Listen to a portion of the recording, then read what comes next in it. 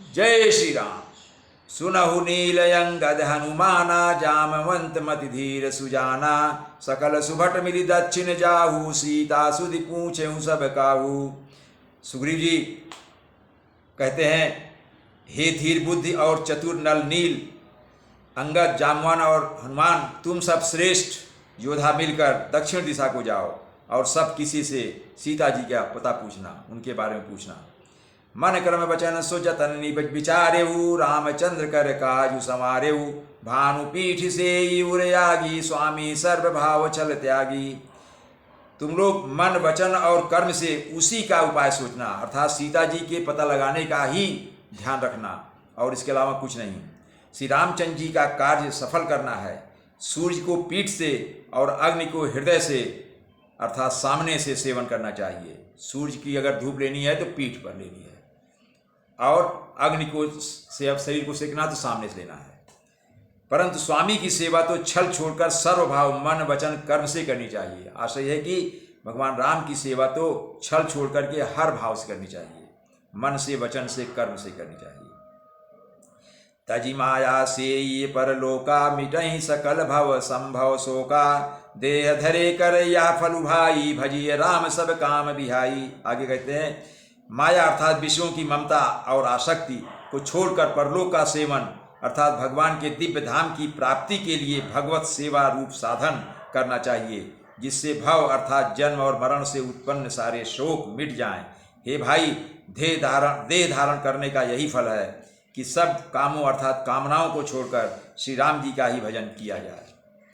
सोई गुणज्ञ सोई बड़ भागी, जो रघुबीर चरण अनुरागी। आय सुमागी चरण सिरुनाई, चले हरस सुमिरत रघुराई।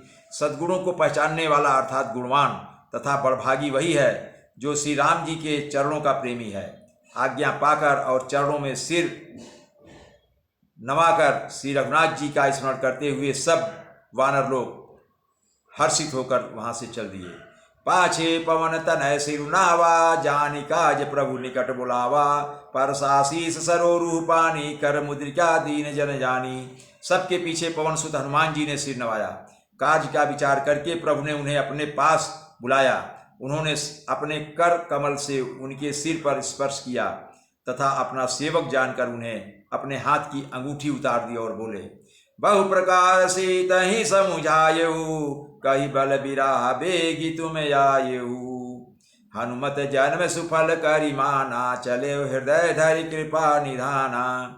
भगवान राम ने कहा, बहुत प्रकार से सीता को समझाना और मेरा बल तथा विरह अर्थात प्रेम कहकर तुम शीघ्र लौटाना। हनुमान ने अपना जन्म सफल समझा और कृपा निधान प्रभु को हृदय में धारण करके वे आगे चले।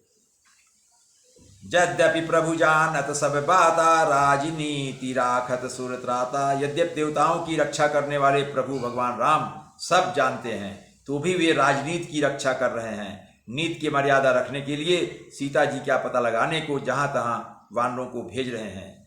चले सकल बन खोजत, सरिता सर गिरि खोह। राम काज लय लीन मन, बिसरा तन कर छोह। सब वानर वन, नदी, तालाब, पर्वत और पर्वतों की कंदराओं में खोजते हुए चले जा रहे हैं। मन श्री राम जी के कार्य में लवलीन है। शरीर तक का प्रेम अर्थात ममत्व भूल गया है। मतलब उनको अपने शरीर की शुद्ध नहीं, बस एक ही उद्देश्य है, सीता जी के पता लगाना। कतहु होई निश्चर सय भेटा, प्राण ले एक एक चपेटा। बहु प्रकार यदि कानन हे रही, को मुनि मिलई ताहि सब घेरई।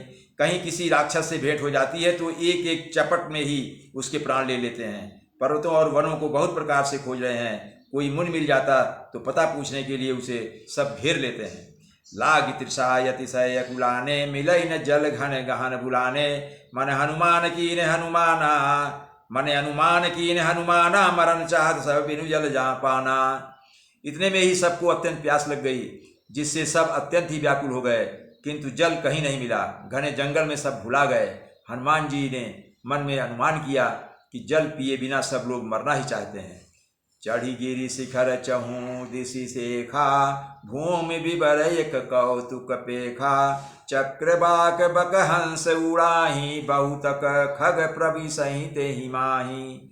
हनुमान जी ने पहाड़ की चोटी पर चढ़कर चारों ओर देखा तो पृथ्वी के अंदर एक गुफा में उन्हें एक आश्चर्य चकित कर देने वाली बात दिखाई दी।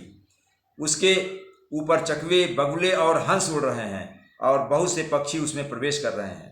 गिरते उतरी पवन सुत आवा, सब कहूँ लय सोई विवर दिखावा। आगे कह हनुमंत ही लीना, पैठे विवर बिलमु न कीना। तो हनुमान जब देखे कि वहाँ पक्षी उसमें प्रवेश करे तो इसका मतलब वहाँ कहीं तो जल होगा। पवन कुमार हनुमान जी पर्वत से उतर आए और सबको ले जाकर उन्होंने वह गुफा दिखलाई। सब ने हनुमान जी को आगे कर लिया और वे गुफा में घुस गए। देर नहीं लगाई। दीख जाय उपवन बर, सर विकसित बहुकुंज कंज। मंदिर एक रुचिरता, बैठी नारी तप पुंज। अंदर जाकर उन्होंने एक उत्तम बगीचा अर्थात उपवन और तालाब देखा। उसमें बहुत से कमल खिले हुए हैं। वहीं एक सुंदर मंदिर है जिसमें एक तपो मूर्ति स्त्री बैठी हुई है। जय श्री राम।